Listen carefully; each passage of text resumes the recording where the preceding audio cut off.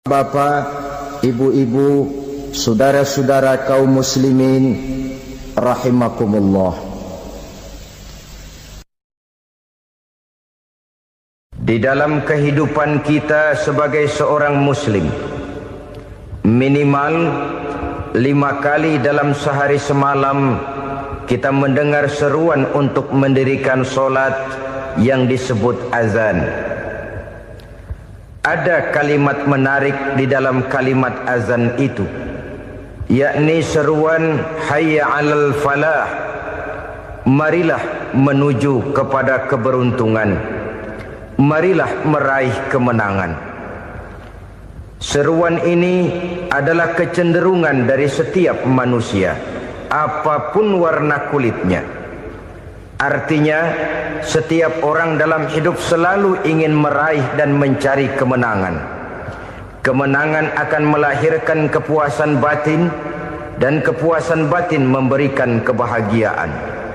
Sedangkan kekalahan melahirkan penderitaan batin, dan penderitaan batin menjerumuskan seseorang di dalam berbagai bentuk kerugian. Jikalau inilah seruan azan, maka masalahnya ialah apa yang menyebabkan kita meraih kemenangan. Al-Quranul Karim memberikan tuntunan dan ajaran kepada kita bahwa orang-orang yang memperoleh kemenangan itu tidak lain adalah orang-orang yang bertakwa. Hanyalah mereka yang bertakwa kepada Allah Subhanahu wa ta'ala pada akhirnya akan tampil sebagai pemenang. Lalu siapa orang yang bertakwa itu? Dijelaskan dalam awal-awal Al-Baqarah, orang yang bertakwa yang akan meraih kemenangan. Pertama, alladzina yu'minuna bil ghaib, yaitu orang-orang yang beriman kepada yang gaib, percaya bahwa ada alam yang gaib, alam yang abstrak, alam yang tidak bisa dijangkau oleh salah satu daripada panca indera kita. Mereka percaya dan beriman kepada adanya malaikat, beriman kepada adanya iblis dan jin, beriman kepada adanya alam kubur, beriman kepada adanya alam mahsyar, beriman kepada adanya alam akhirat, beriman kepada adanya surga dan neraka. Beriman bukan cuma sekedar beriman dalam ucapan bibir saja, tetapi beriman yang nilai iman itu mampu mewarnai gerak dan gaya hidupnya. Iman yang meresap sampai ke tulang sumsum, kemudian memberikan dampak positif di dalam kehidupan manusia. Alam, kita tahu, adalah sesuatu yang selain Allah. Dan Allah bukanlah alam. Apapun namanya selain daripada Allah, itu adalah alam. Alam pada hakikatnya terbagi menjadi 2. Ada alam syahadah, alam nyata, alam konkret, alam yang bisa dijangkau oleh salah satu indera kita. Kemudian ada alam ghaib, alam yang tidak bisa dijangkau oleh panca indera kita, alam metafisika, alam abstrak, alam yang wajib kita imani keberadaannya. Kita percaya bahwa malaikat itu ada. Kita percaya kepada jin, bahwa jin itu ada. Kita percaya kepada adanya iblis dan setan. Bukan percaya kepada iblis dan setannya, percaya bahwa iblis dan setan itu ada. Itu termasuk salah satu daripada sifat orang yang bertakwa kepada Allah. Saudara-saudara kaum muslimin rahimakumullah, kecenderungan pembangunan yang lebih bersifat materialistis biasanya menggeser aspek kehidupan rohani. Orang berpikir empiri, dan dalam pola pikir yang demikian maka alam gaib tidak lagi mendapat perhatian. Aspek kehidupan yang bersifat rohaniah malah mulai ditinggalkan. Akibatnya terjadilah kepincangan di dalam kehidupan kita. Pernah ada satu pengalaman pribadi dalam perjalanan kembali ke tanah air. Dalam pesawat di sebelah kanan saya duduklah seorang Jerman, namanya Heiner Simonsen. Iseng saya ajak kenalan, saya ajak ngobrol, saya tanya dia. Saya bilang, Mas Heiner ini, kalau pesawat yang kita tumpangi ini jatuh ke bawah, kira-kira apa yang bakal terjadi, Mas? Dia bilang, kita semua akan mati. Begitu? Iya. Oke. Apa itu mati? Tanya saya. Dia bilang, untuk tahu apa itu mati, kita harus tahu lebih dahulu apa itu hidup. Saya pikir nih bule bisa ngomong juga. Baiklah kata saya. Apa hidup menurut Anda itu? Oh, hidup itu dia bilang, kalau seluruh anggota badan kita bekerja secara normal, paru-paru memompa darah secara normal, jantung berdetak secara normal, sel-sel tubuh bekerja secara fit, dan organisme tubuh hanya mau bekerja secara normal, dia bilang, kalau kita memberi makan yang cukup, menu yang teratur, dan gizi yang lengkap. Saya bilang, kesimpulannya apa, Ner? Dia jawab, hidup adalah dari tangan ke mulut. Life is from the hand to the mouth, kata dia. Hidup adalah dari tangan ke mulut. Jadi masalah hidup tidak lebih daripada masalah isi perut. Orang pergi pagi, pulang sore, peras keringat, banting tulang, perut yang dibelain. Saya bilang, you are wrong. Sampean salah, Ner. Kamu orang Islam bukan? Bukan. Pantas. Kenapa saya salah? Dia bilang, ya jelas salah. Salahnya di mana? Kamu ini manusia. Kalau hidup cuma dari tangan ke mulut, saya bilang, kambing di kampung saya juga begitu pikirannya, Ner. Itu kambing di kampung saya, asal perutnya kenyang, sudah hidup dia. Perkara besok bagaimana, lusa prospeknya macam mana, bulan depan ada apa, kambing nggak pernah mikir. Di kampung saya kambing juga pikirannya begitu. Kamu Kristen ya? Tadinya. Loh kok tadinya, lalu apa sekarang kamu ini? Dia bilang, sekarang saya netral. Saya tidak beragama, tapi saya percaya kepada Tuhan sebagai pencipta alam. Saya ingat benar dia bilang, I haven't any religious, but I believe to God as the creator of the world. Kenapa bisa netral begitu, Ner? Habis saya bingung katanya. Islam bilang Islam baik, Kristen bilang Kristen baik, Hindu Buddha bilang Hindu Buddha baik, semua agama baik. Saya netral sekalian, nggak beragama. Yang penting saya percaya kepada Tuhan. Saya bilang, Ner, kamu ini kayak orang mau beli celana, lalu bingung. Yang satu bilang Levi's bagus, yang satu bilang Blue Jean hebat, yang satu bilang Wool England hebat. Celana ini hebat, celana itu bagus, celana ini hebat, semua celana bagus, kamu bingung. Akhirnya netral, tidak pakai celana. Itu juga salah. Saya pikir-pikir, kemudian saya melihat bahwa dua pola berpikir Heiner ini nampaknya sudah mulai menggejala di lingkungan masyarakat bangsa kita. Disadari atau tidak, secara jujur kita harus berkata, dua pola pemikiran Heiner ini mulai berkembang di tengah masyarakat bangsa kita. Pertama, pola pikir materialisme. Hidup adalah dari tangan ke mulut. Masalah hidup tidak lebih masalah isi perut. Itu yang perlu dibela, dan disitulah arti kehidupan. Pergi pagi, pulang sore, peras keringat, banting tulang untuk mempertahankan perut. Kalau sudah kemari cara orang berpikir, maka buat apa percaya kepada yang gaib? Untuk apa sholat? Untuk apa puasa? Untuk apa zakat? Untuk apa menghadiri majelis taklim? Tanpa kepercayaan kepada yang gaib, hidup berjalan menurut alur empiris dan materialis. Kalau sudah ke sana cara orang berpikir, biasanya orang lalu cenderung menghalalkan segala cara. Hanyalah orang yang percaya bahwa akhirat ada, hanyalah orang yang percaya bahwa alam kubur itu ada, hanyalah orang yang percaya bahwa malaikat itu ada, hidupnya akan lebih terarah dan terkendali. Karena kepercayaan kepada yang gaib, yang merupakan fase daripada kehidupan setelah hidup yang sekarang ini, mewarnai gerak pribadi seseorang di dalam dia melakukan kegiatan hidupnya. Pola berpikir materialisme, disadari atau tidak, mulai menggejala di lingkungan masyarakat bangsa kita.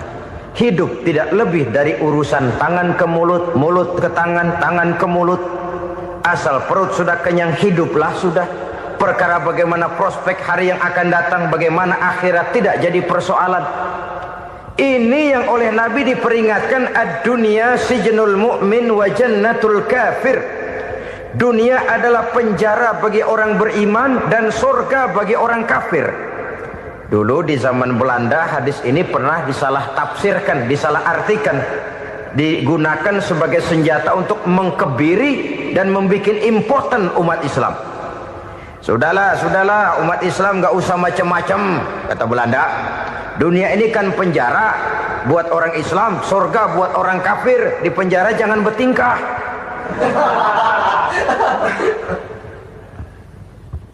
Pengertiannya tidak begitu. Dunia adalah penjara bagi orang mukmin. Artinya dalam kehidupan dunia seorang mukmin tidak bebas memperturutkan hawa nafsunya. Dipenjara hawa nafsunya itu. Sebaliknya surga bagi orang-orang kafir. Buat orang kafir surgalah dunia ini. Mereka bebas memperturutkan hawa nafsunya, dilarang tidak terlarang, dicegah pun tidak tercegah. Mereka hidup menurut alur bisikan nafsu mereka sendiri. Kemudian bila ajal datang, maut merenggut nyawa, selesailah surganya sampai di situ. Maka bagi orang-orang yang tidak percaya kepada adanya akhirat, kepada adanya alam gaib, surganya sebatas umurnya. Sekali lagi, surganya sebatas umurnya. Bila umur selesai, ajal pun datang merenggut nyawa, selesailah sudah surganya sampai di situ. Alangkah pendeknya perjalanan orang-orang yang tidak percaya kepada alam gaib ini. Bagi kita mukmin, jikalau kita mampu memenjarakan hawa nafsu, kita bisa bahagia di dunia ini. Dan Islam memang tidak menyuruh kita sengsara di dunia. Raih dunia, kejar dunia, gapai dunia sebagai alat untuk mencapai kebahagiaan di akhirat nanti. Hidup adalah satu perjalanan panjang yang terbentang sejak kita terlahir dari alam rahim sampai kepada alam akhirat nanti. Andai kata kita gagal meraih kebahagiaan di dunia, toh kita masih punya akhirat. Tapi jangan jadi dalil yang melemahkan semangat. Biarin dah kita di dunia kebelangsak, yang penting akhirat. Akhirnya dunia benar-benar kebelangsak. Bagaimana dunia ini bisa kita raih, dan bagaimana meraih dunia untuk menunjang kepentingan akhirat nanti. Yang kedua, dari pikiran Heiner yang saya lihat menggejala di lingkungan masyarakat bangsa kita, timbulnya manusia-manusia netral. Seolah-olah Tuhan yes, agama no. Sama Tuhan percaya, agama ogah. Tuhan ngangguk, giliran agama godeng. Padahal hampir dalam setiap ayat dalam Quran, kata-kata amanu biasanya bergandeng dengan wa amilus sholihat. Iman dan amal soleh. Ini sebagai isyarat Tuhan dan agama jangan pernah dipisah-pisah. Apabila kita bertuhan, maka kita harus beragama. Apabila kita beragama, maka agama itu harus bersumberkan dari Tuhan yang kita imani itu. Tidak mungkin kita pisah, Tuhan yes, agama no. Sama Tuhan percaya tapi agama bikin sendiri. Sembayangnya cukup bengong 2 jam madep ngulon.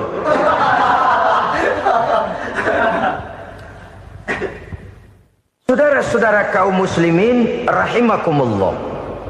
Jadi dengan demikian, agama yang kita akui merupakan unsur mutlak di dalam pembangunan sekarang ini, merupakan bagian dari kehidupan yang menuntun kita bahwa di balik alam nyata ini, di balik alam syahadah ini ada alam gaib.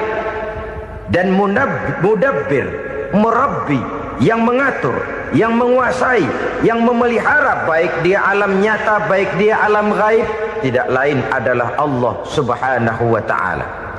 Di sana ada satu super power, satu maha kekuatan yang kita perlu bersandar kepadanya. Sebagai makhluk nyata yang hidup di alam nyata, berbuatlah secara nyata sebagaimana harusnya kita berbuat.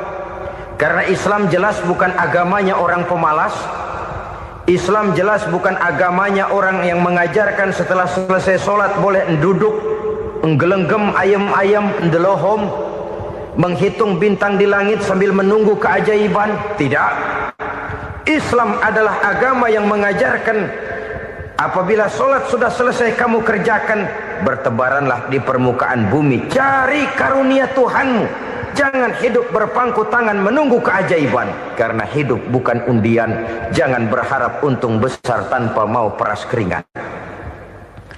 Tapi di sebalik itu toh kita juga harus yakin bahwa di sisi usaha nyata yang kita lakukan ada satu super power, satu maha kekuatan gaib yang menentukan berhasil dan tidaknya usaha kita.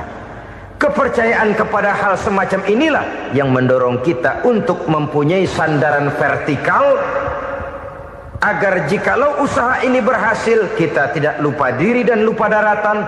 Jikalau usaha ini gagal, kita tidak putus asa dan buruk sangka, tidak cupik pandangan dan sempit hati, tapi mampu melihat persoalan dengan kacamata putih sambil husnuzon kepada Allah Subhanahu wa ta'ala. Kita percaya malaikat itu ada. Ada yang namanya Raqib dan Atid, mengawasi gerak hidup kita sampai kepada gerak hati kita. Ini memberikan sugesti agar kita berhati-hati. Tidak sejengkal tanah pun kita bisa berlindung dari pengawasan Raqib dan Atid. Ada Munkar Nakir yang akan menyoal kita di alam kubur. Ada malaikat Malik, penjaga neraka. Ada malaikat Ridwan yang menjaga surga. Kita percaya kepada adanya jin, kita percaya kepada adanya setan, iblis. Percaya kepada adanya, bukan mempercayai si setan, si iblis lalu menjadikannya sebagai teman. Tidak. Percaya bahwa mereka itu ada dan merupakan makhluk Allah yang gaib yang diciptakan Allah Azza wa Jalla. Kepercayaan kepada alam gaib memberikan motivasi terhadap gerak lahir manusia, sehingga dengan motivasi kepercayaan kepada yang gaib, gerak lahir jadi lebih terarah, jadi lebih terpelihara.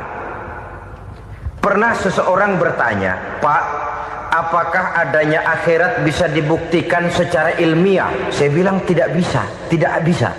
Kenapa? Karena yang berangkat nggak pernah pulang kembali lagi. Kalau dia pulang kemari bisa kita tanya bagaimana enak di sono.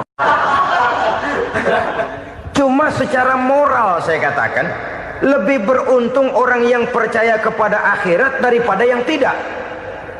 Sekarang saudara percaya akhirat ada, lalu saudara baik-baik di dunia, sholat, puasa, zakat, menolong orang lain, menebarkan kebajikan. Saudara mati, andai kata akhirat tidak ada, toh dalam hidup saudara sudah berbuat baik. Paling tidak nama saudara akan dikenang sebagai orang baik. Sebaliknya, saudara percaya, kata saya, bahwa akhirat tidak ada, lalu hidup semau-maunya, tenggelam dalam maksiat dan munkarat, menentang Allah, tidak mau ruku dan sujud. Lalu saudara mati, kemudian akhirat ada. Ayo, mau apa? Bekal tidak punya. Jadi secara moral lebih beruntung orang yang percaya kepada adanya akhirat daripada yang tidak percaya.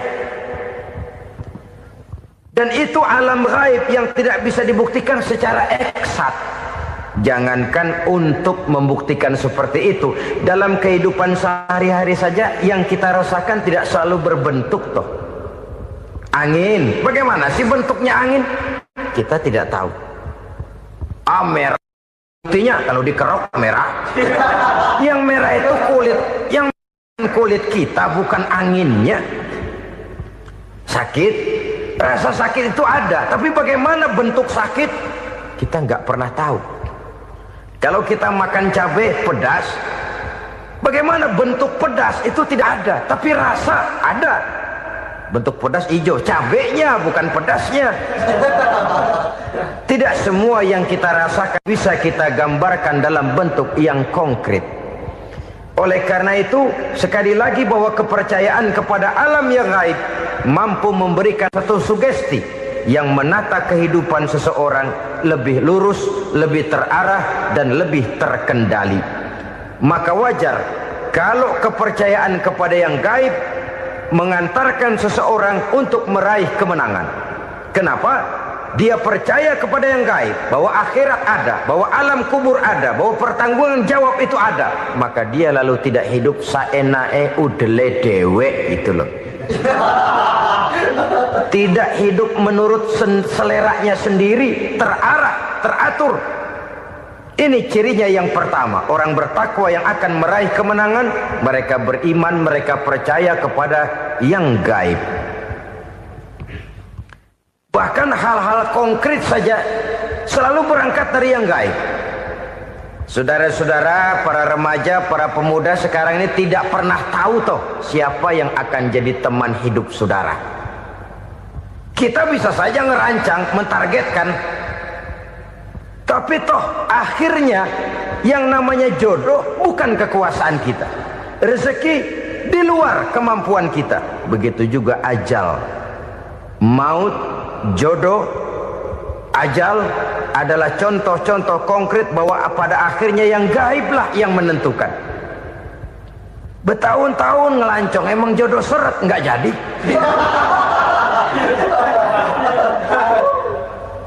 Begitu kenal baru setengah malam nginep ditangkap hansip kan. Hal-hal semacam itu kadang-kadang kita berpikir suuzon, gilet, perempuannya cakep banget, lakinya rebek amat. Memang begitulah jodohnya. Memang begitulah jodohnya.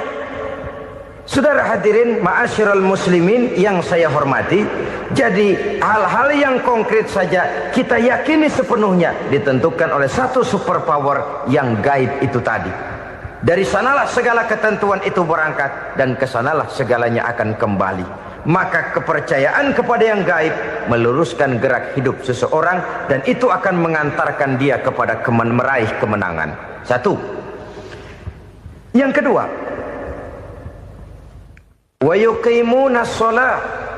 Orang bertakwa yang akan meraih kemenangan itu adalah orang-orang yang mendirikan sholat. Kenapa sholat mengantarkan orang untuk meraih kemenangan? Yang jelas, inna sholata tanha anil fahsya'i wal munkar.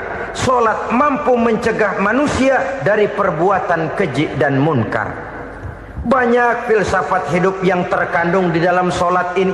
Sejak kita wudhu sampai kita menghadap ke arah kiblat, sampai kita melakukan gerak-gerak sholat, bacaan-bacaan yang ada di dalam sholat, lalu sampai kepada mengucapkan salam. Banyak filsafat hidup yang terkandung di dalam sholat. Umpamanya saja, setelah takbiratul ihram mulai kita dengan sholat dalam posisi berdiri, diajarkan dalam kitab-kitab fikih agar kita melihat ke arah tempat sujud. Ini kan filsafat kehidupan. Kalau kamu sholat dalam posisi berdiri, lihat tempat sujud. Jangan sholat mata jelalatan, sebab nanti bisa mengurangi kekhusyuan.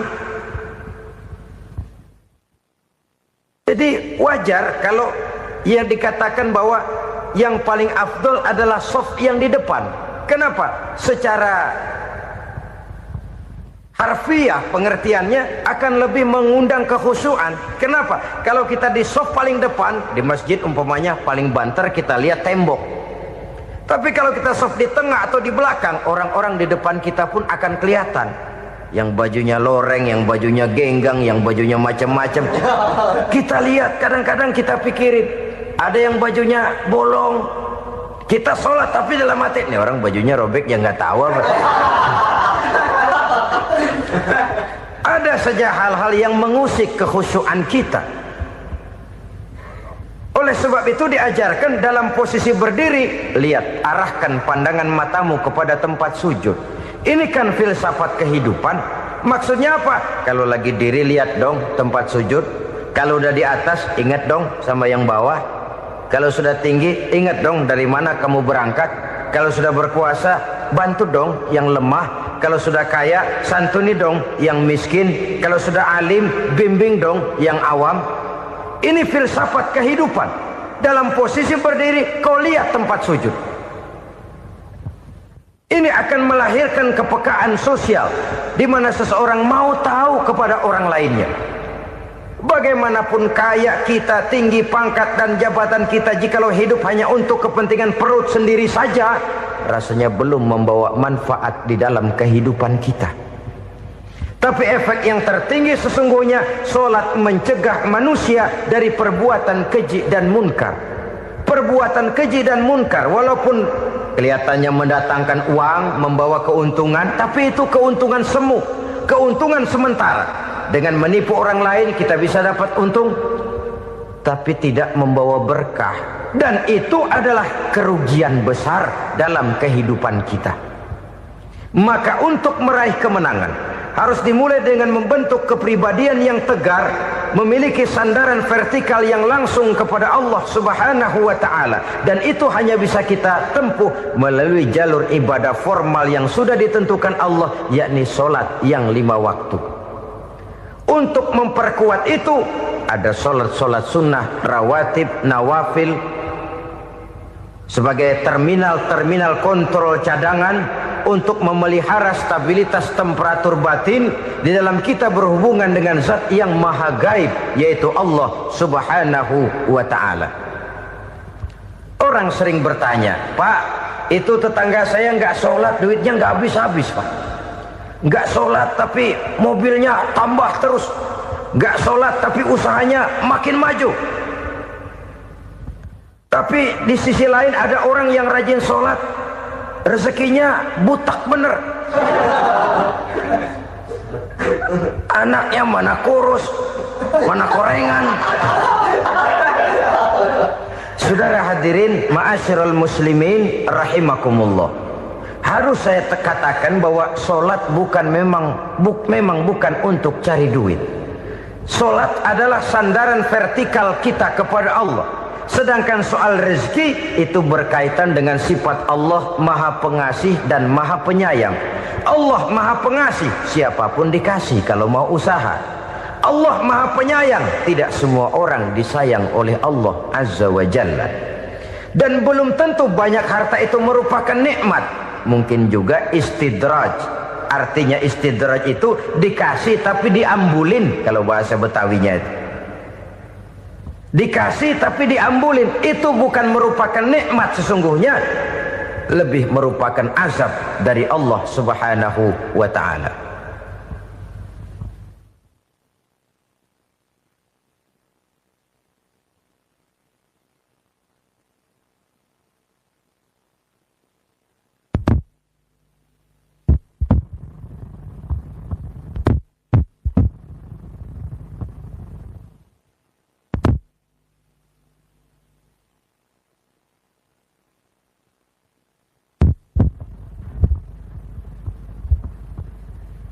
Agama mempunyai sistem solat, dan kita umat Islam telah dituntun oleh Allah Subhanahu wa ta'ala yang wajibnya 5 kali dalam sehari semalam mendirikan solat, dan itu tentu berada dalam jangkauan kemampuan manusia.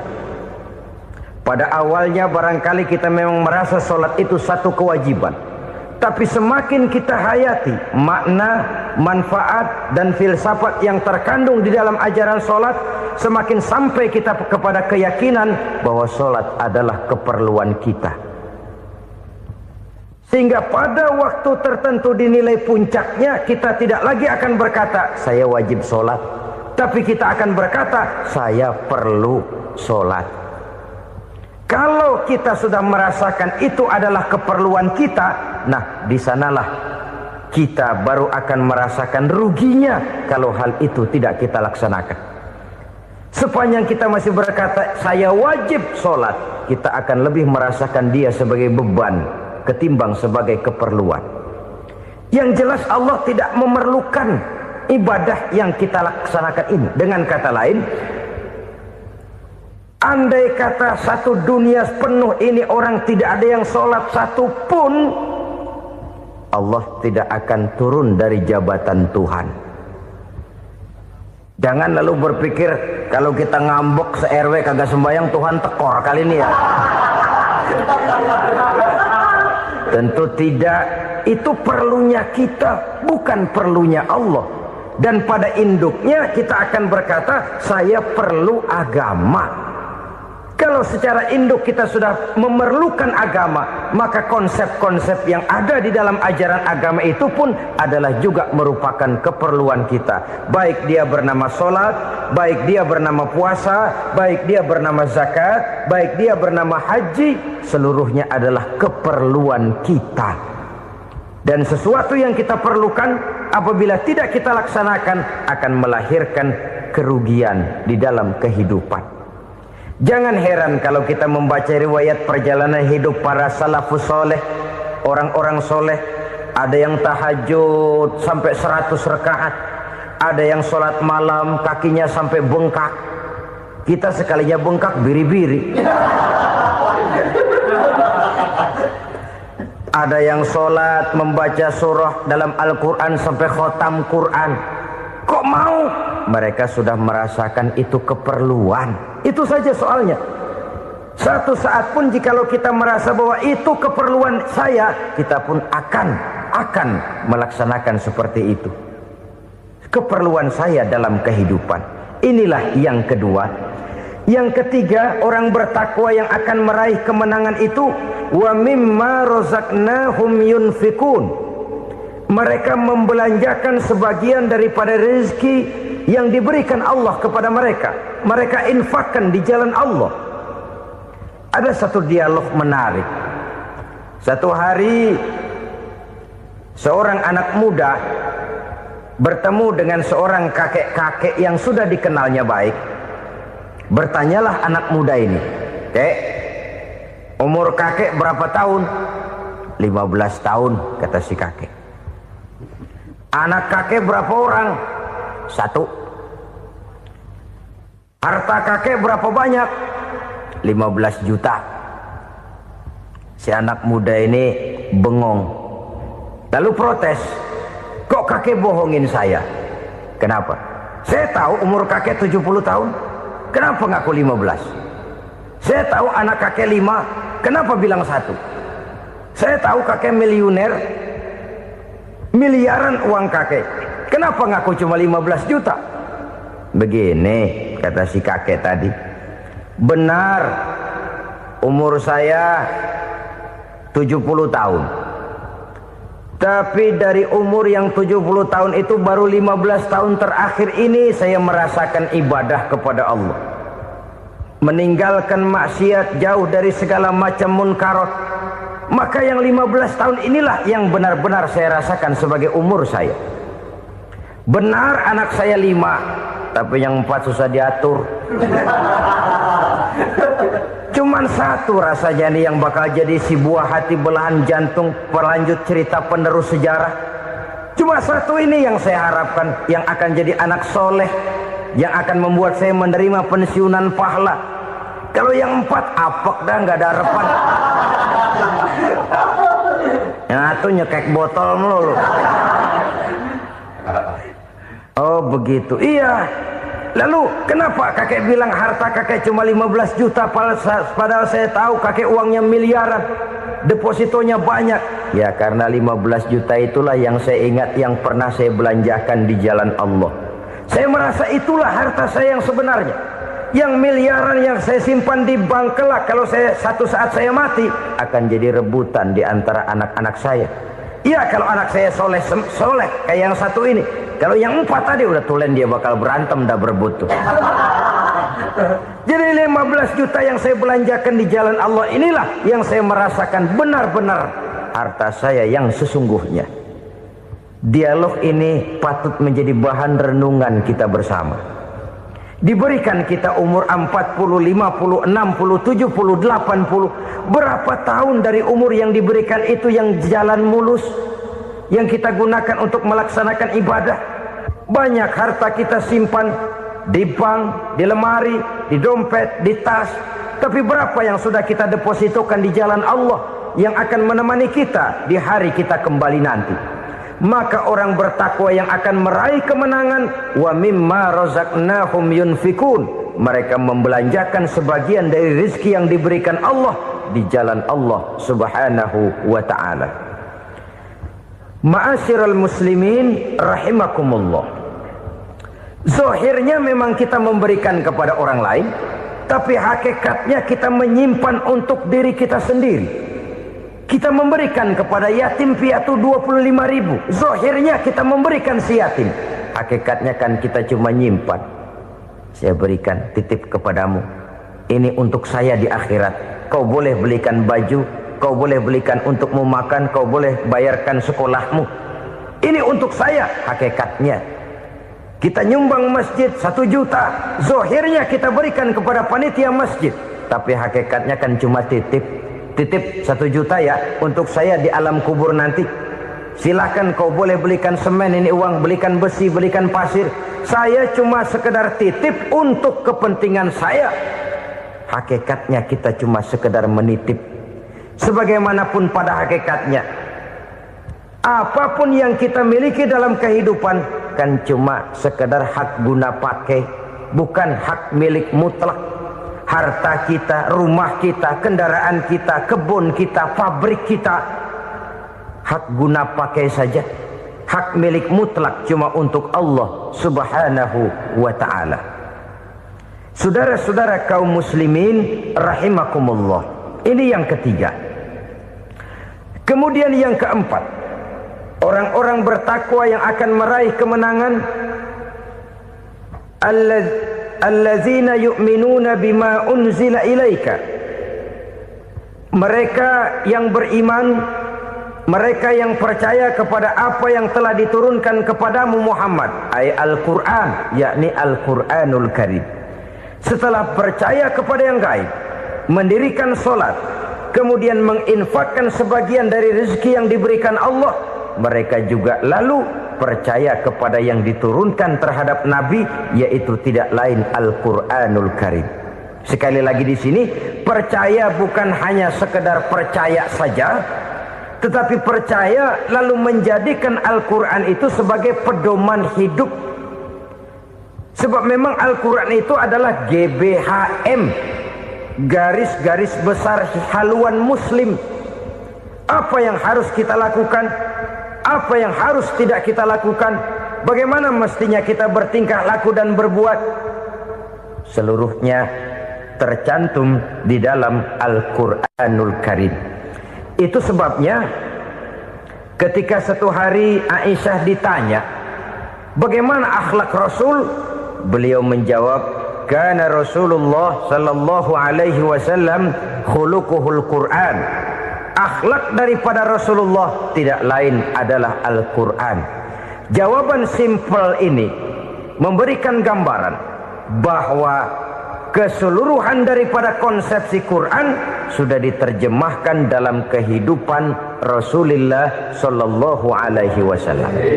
Karena kita tahu akhlak adalah keseluruhan dari gerak hidup manusia. Sejak ia berpribadi, berumah tangga, bertetangga, bermasyarakat, sampai kepada berbangsa dan bernegara, Al-Quran tetap memberikan sentuhan nilainya. Oleh karenanya, orang-orang yang bertakwa adalah orang-orang yang menjadikan Al-Quran sebagai pedoman dalam kehidupannya. Dan kita yakini Al-Quran diturunkan kepada Nabi Muhammad bukan merupakan produk Nabi Muhammad. Isi dan redaksinya langsung dari Allah Subhanahu wa ta'ala. Kemudian cirinya yang kelima, orang bertakwa yang akan meraih kemenangan itu, wa ma unzila min qablika. Tidak hanya sekedar percaya kepada yang diturunkan terhadap Nabi Muhammad, yaitu Al-Quran, mereka juga percaya kepada apa yang pernah diturunkan kepada para nabi, kepada para rasul sebelum Nabi Muhammad. Percaya kepada adanya suhuf, percaya kepada adanya Taurat, percaya kepada adanya Injil, percaya bahwa Allah dahulunya sudah menurunkan Taurat kepada Musa, percaya bahwa Allah sudah menurunkan Injil kepada Isa, percaya Injil ada, Taurat ada, diturunkan Allah untuk Isa dan Musa, tetapi tidak wajib mengamalkannya karena kita sudah diberikan Al-Quranul Karim. Ini yang perlu saya garis bawahi. Kita percaya Allah telah menurunkan Injil dahulu kepada Isa. Kita percaya bahwa Allah telah menurunkan Taurat dahulunya kepada Nabi Musa. Kadang-kadang ini dijadikan dalih, dikacaukan pengertiannya. Quran saja mengajarkan bahwa orang yang bertakwa harus percaya kepada Injil, maka pakailah Injil. Apalagi kalau ayat sebelumnya ditilap, dihapus, dihilangkan, Injilnya yang ditekankan, maka akan terjadilah penekanan yang salah arah. Karena salah arah akhirnya bisa merusak dan menghancurkan akidah. Ketika Rasul suatu saat pernah ditanya orang, "Ya Rasul, bagaimana sikap kita sebagai muslim terhadap Injil yang ada sekarang?" Beliau menjawab, "La tukadzibuhu jami'an wa la tusaddiquhu jami'an." Jangan didustakan seluruhnya, jangan juga dibenarkan semuanya. Artinya, ini sudah merupakan gambaran dari Rasul bahwa dalam Injil yang ada sekarang masih ada ajaran-ajaran tauhid yang dibawa oleh Nabi Isa dan diajarkan kepada umatnya. Tapi juga dalam Injil yang sekarang ini sudah terkena intervensi dan investasi manusiawi. Karena itu Rasul menyimpulkan, la tukadzibuhu jami'an wa la tusaddiquhu jami'an. Jangan didustakan semua, jangan dibenarkan seluruhnya. Kita memang percaya Allah telah menurunkan Injil kepada Nabi Isa dulu, tapi kita tidak wajib mengamalkan Injil. Kita percaya Allah telah menurunkan Taurat kepada Nabi Musa, tapi kita tidak wajib mengamalkan kitab ajaran Taurat. Yang wajib kita percayai dan kita amalkan hanyalah Al-Quranul Karim. Kenapa? Oleh karena baik yang ada di dalam Taurat, baik yang ada di dalam Injil, tentu tercakup di dalam Al-Quran sebagai kitab terakhir yang diturunkan oleh Allah Subhanahu wa Ta'ala. Dan itu wajar. Kalau seorang pejabat mau mengeluarkan satu keputusan baru, tentu dia harus meninjau keputusan-keputusan lama. Andai kata dianggap tidak berlaku, dianggap tidak relevan lagi, maka keputusan-keputusan lama itu tentu sudah dianggap tidak berlaku. Sebagian daripada aturan-aturan dalam keputusan lama yang masih dianggap relevan tercantum dalam keputusan baru yang wajib diamalkan. Begitulah hubungannya antara Al-Quran, Taurat, Zabur, dan Injil. 4 kitab samawi yang diturunkan Allah masing-masing kepada Zabur untuk Nabi Daud, Taurat untuk Nabi Musa, dan Injil untuk Nabi Isa alaihi wassalatu wassalam. Ketiga-tiga kitab itu kita percayai adanya. Kita yakini Allah telah menurunkan Zabur, Taurat, dan Injil. Tapi kita tidak wajib mengamalkannya. Yang wajib kita mengamalkannya sekarang ini tidak lain hanyalah Al-Quranul Karim saja. Karena ia mencakup apa yang ada di dalam Zabur, apa yang ada di dalam Taurat, dan apa yang ada di dalam Injil. Keotentikannya bisa dipertanggungjawabkan. Ya, tapi kan Nabi Muhammad sudah mati 14 abad yang lalu, dan di zaman beliau Al-Quran kan belum dikodifikasikan, belum ditulis. Bagaimana keotentikannya bisa dipertanggungjawabkan? Mudah saja. Allah berjanji, inna nahnu nazzalna dzikra wa inna lahu lahafizun. Kami yang menurunkan Al-Quran dan kami yang akan menjaga dan memeliharanya. Allah turunkan Quran, Allah menjaganya. Bagaimana cara Allah menjaga Al-Quran itu? Banyaknya orang-orang yang hafaz Al-Quran. Hafaz Al-Quran 30 juz, 114 surah, 6.666 ayat. Sehingga jangankan satu kata, Jangankan satu ayat, satu kalimat saja berubah, sudah akan timbul reaksi dan mudah dimengerti. Kenapa? Banyak orang-orang yang hafaz Al-Quran. Sedangkan pada setiap akhir tahun biasanya malaikat Jibril selalu mengadakan checking terhadap ayat-ayat yang diturunkan pada waktu itu. Di zaman Nabi sendiri sudah ada usaha kodifikasi. Dan yang lebih luar biasa lagi, sampai hari ini tidak seorang pun mampu membuat satu ayat saja semacam Al-Quran. Ke bahasa manapun dia diterjemahkan, naskah aslinya tetap ikut, rujukan dasarnya tetap ada. Berdasarkan itu, maka tidak mungkin terjadi penyelewengan terhadap atau pemalsuan terhadap ayat-ayat Al-Quranul Karim. Kesuciannya, keotentikannya, kemurniannya bisa dipertanggungjawabkan. Ma'asyiral muslimin rahimakumullah. Oleh karenanya, konsepsi dasar daripada ajaran Islam ini memang tidak lain adalah Al-Quran dan Sunnah. Isi daripada agama Islam yang merupakan iman, Islam dan ihsan, konsepsi dasarnya tidak lain adalah Al-Quran dan Sunnah Rasulullah Sallallahu Alaihi Wasallam. Maka yang kita perlukan sekarang ini adalah terjemahan Al-Quran di dalam kehidupan kita. Dengan demikian, maka gaya kehidupan yang lebih Qurani itulah yang kita dambakan. Kita perlu memang terjemahan Quran dalam bahasa Inggris, dalam bahasa Belanda, dalam bahasa Jepang, tapi yang lebih kita perlukan adalah terjemahan Quran di dalam kehidupan kita. Konsekuen, tidak memanipulasi, ringan sama kita jinjing, berat sama kita pikul.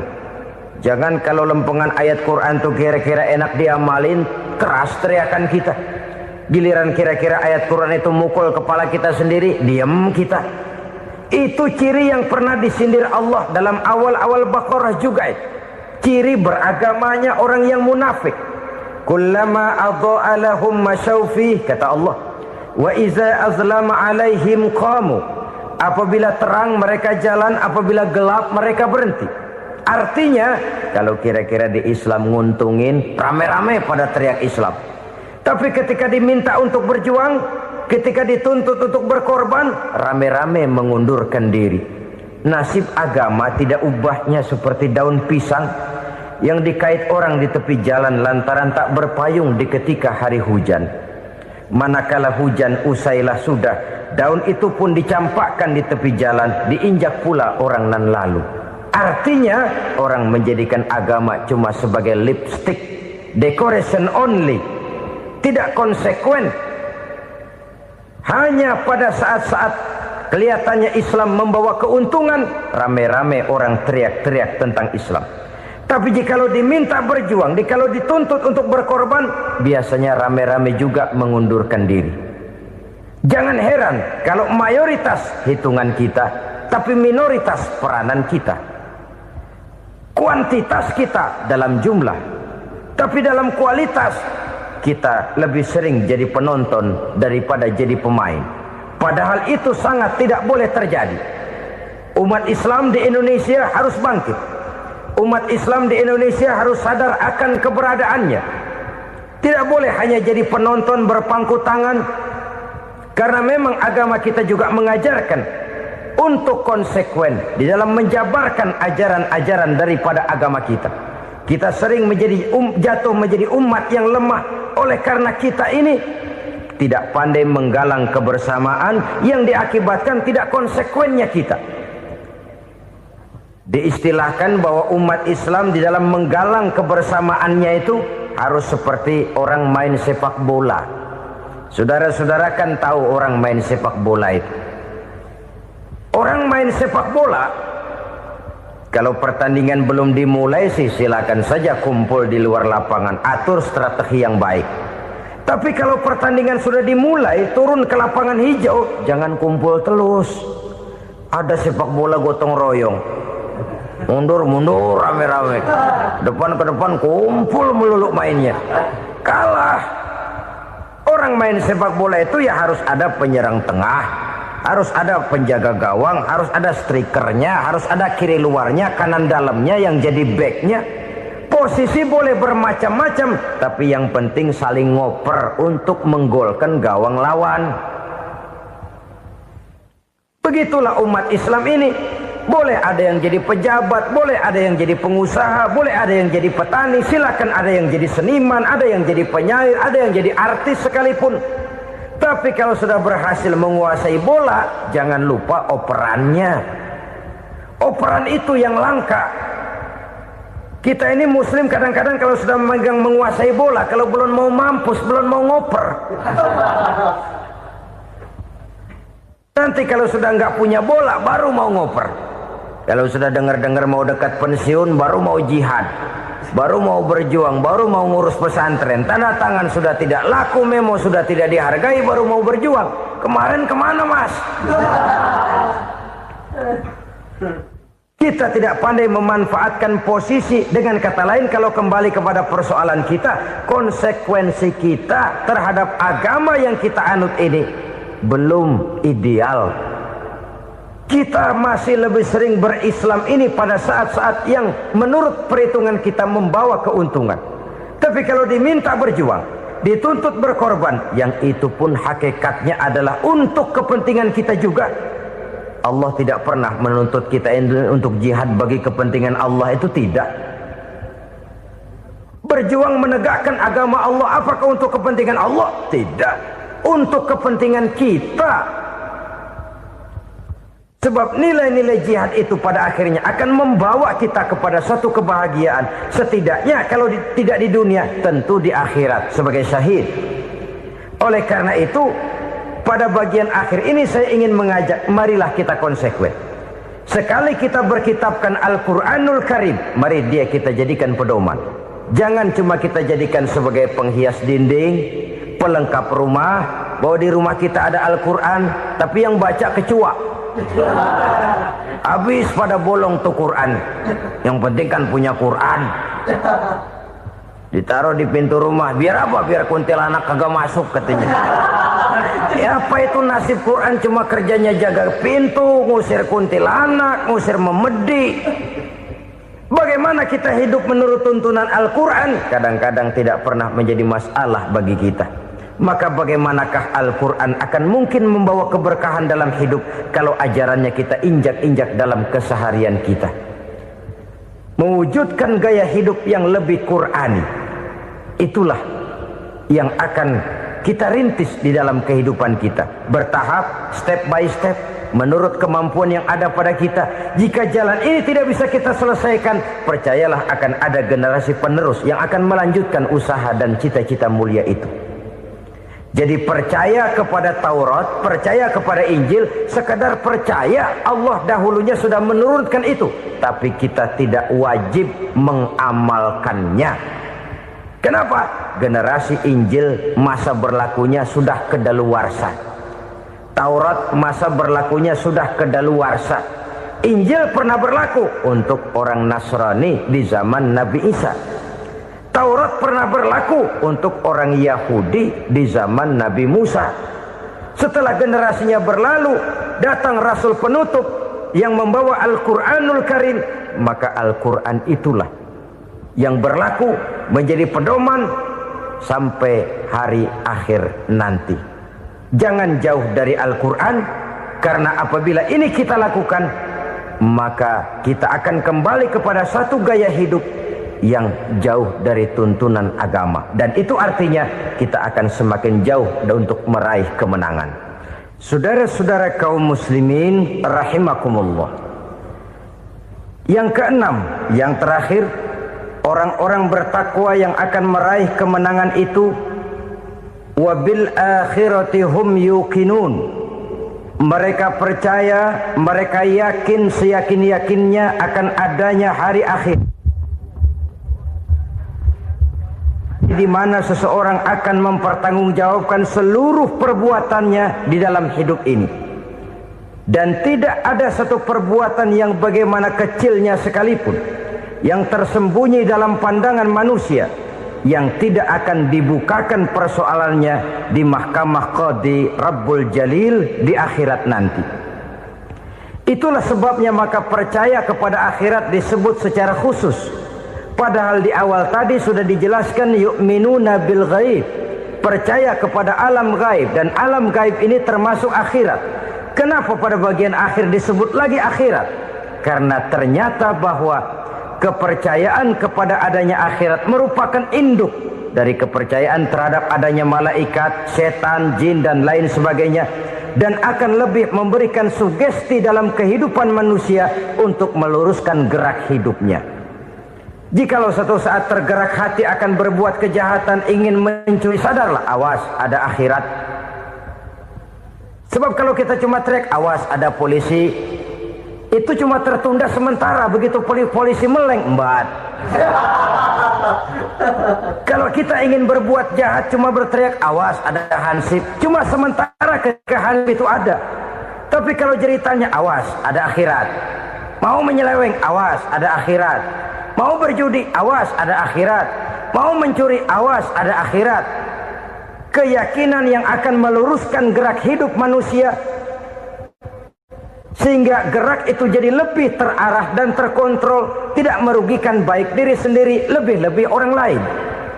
Ternyata bahwa kepercayaan kepadanya adanya hari akhirat sanggup menjadi sumber daya kontrol dari kehidupan manusia, sehingga ia tidak terjebak dalam perbuatan maksiat dan munkarat.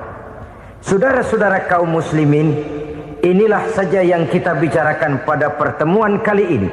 Semoga Allah subhanahu wa ta'ala memberikan kekuatan zahir dan batin kepada kita. Amin. Untuk dapat meraih kemenangan dengan beriman kepada yang gaib, mendirikan solat, membelanjakan sebagian dari rezeki yang diberikan Allah, percaya kepada Al-Quran, beriman kepada kitab-kitab yang diturunkan sebelum Al-Quran, lalu meyakini adanya hari akhirat.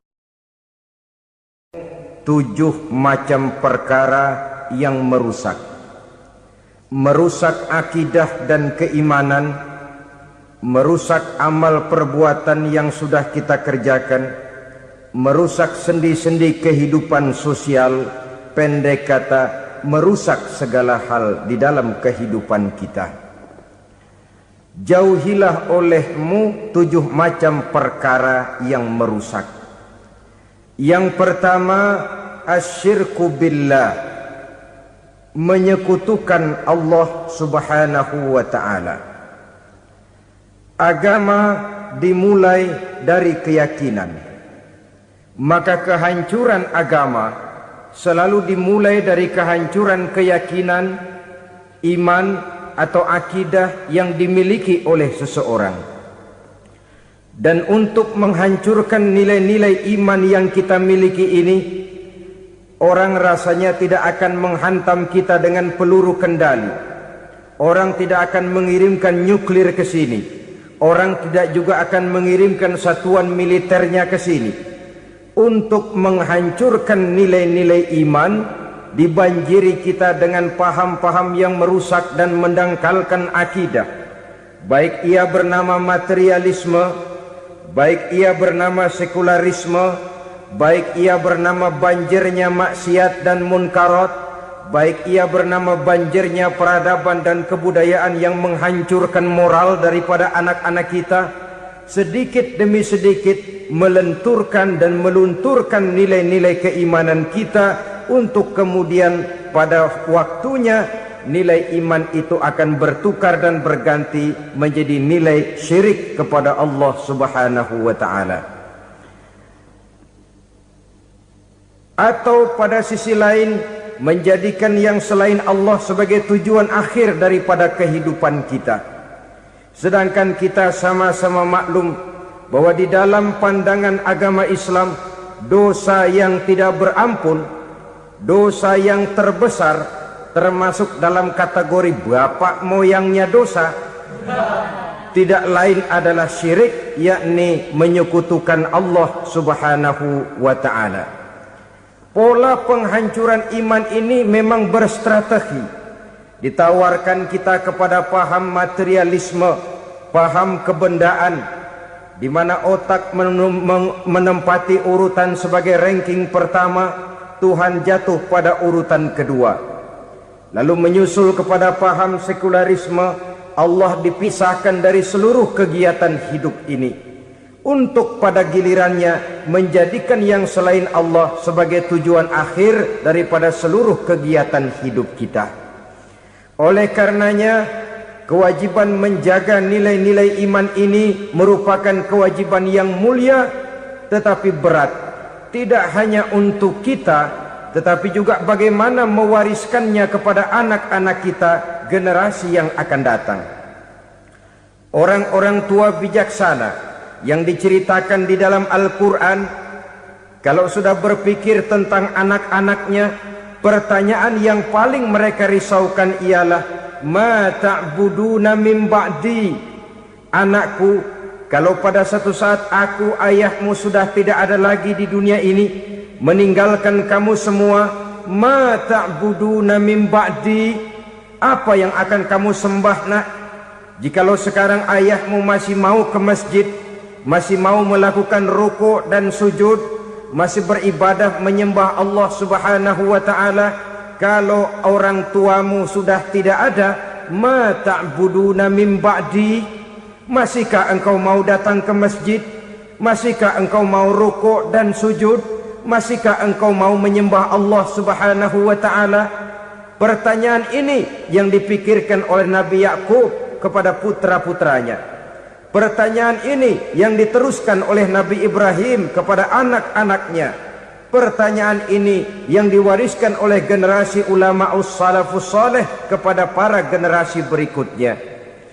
Bagaimana kita generasi sekarang? Kita orang-orang tua sekarang bukan berfikir ma ta'buduna min ba'di, malah yang kita fikirkan ma ta'kuluna min ba'di. Kalau bapak tidak ada nanti kamu makan apa nak? Perkara kamu nyembah apa, urusan nomor 18. Yang penting kamu nanti hidup bisa makan nak. Maka kita sibuk mewariskan harta kepada anak-anak kita. Kita sibuk mewariskan kebun dan tanah kepada anak-anak kita. Kita sibuk mewariskan pabrik kepada anak-anak kita, sementara kita lupa mewariskan intan yang paling mahal, mewariskan mutiara yang paling berharga, yaitu nilai iman kepada Allah Subhanahu wa ta'ala. Alangkah baiknya apabila warisan harta, warisan tanah dan kebun, warisan rumah dan pabrik didasari lebih dahulu dengan mewariskan nilai iman kepada Allah Subhanahu wa ta'ala. Sebagai orang-orang tua, kita boleh bersedih kalau anak kita tidak mengerti komputer. Kita boleh bersedih kalau anak kita tidak mengerti matematika. Kita boleh bersedih kalau anak kita tidak mengerti bahasa Inggris. Tapi sewajarnya lebih bersedihlah kita orang tua jikalau mempunyai anak yang tidak kenal Allah sebagai Tuhannya, yang kemudian tidak mau rukuk dan sujud kepada Allah Tuhannya. Itulah kemalangan yang paling malang bila kita meninggalkan generasi yang tidak bertauhid kepada Allah Subhanahu wa ta'ala. Betapapun anak kita tidak ngerti komputer, saudara, paling-paling kerugiannya cuma kerugian dunia. Masuk dia ke alam barzakh, munkar nakir tidak akan sempat tanya kau belajar komputer apa tidak. Kumpul dia di padang mahsyar, malaikat juga tidak akan tanya matematikamu nilainya berapa. Yang ditanya kau kenal Allah, kau rukuk dan sujud kepadanya, kau pernah datang ke masjid. Oleh karena itu sekali lagi, menjaga nilai iman tidak hanya untuk kita, tetapi juga mewariskannya kepada anak-anak kita, generasi yang akan datang. Sungguh kemalangan yang paling besar apabila kita meninggalkan anak-anak kita. Mereka kita tinggalkan lemah ekonominya, itu tidak baik. Mereka kita tinggalkan lemah otaknya, itu pun akan membuat mereka tertinggal oleh yang lain. Tapi yang paling celaka, jikalau kita tinggalkan mereka dalam kondisi lemah imannya, rapuh akidahnya, tidak baik dan tidak betul keyakinan hidupnya.